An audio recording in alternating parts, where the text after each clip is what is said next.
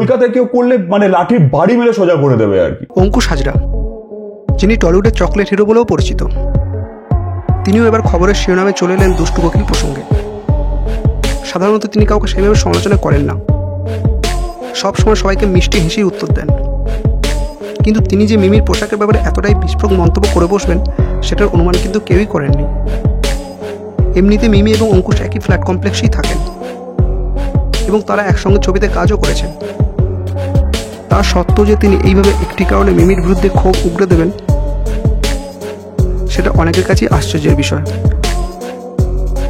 প্রসঙ্গক্রমে তাকে যখন জিজ্ঞেস করা হয় যে দুষ্টু কোকিল গানে মিমির পোশাকটা কেমন ছিল, তখন তিনি সঙ্গে সঙ্গেই ক্ষোভের সাথেই জানিয়ে দেন মিমির কেরিয়ার শেষ। তো বন্ধুরা, দুষ্টু কোকিল গানে মিমির পোশাক নিয়ে অঙ্কুশের মন্তব্যটা আপনাদের কেমন লেগেছে কমেন্টে জানাতে ভুলবেন না। ভালো থাকবেন, সুস্থ থাকবেন।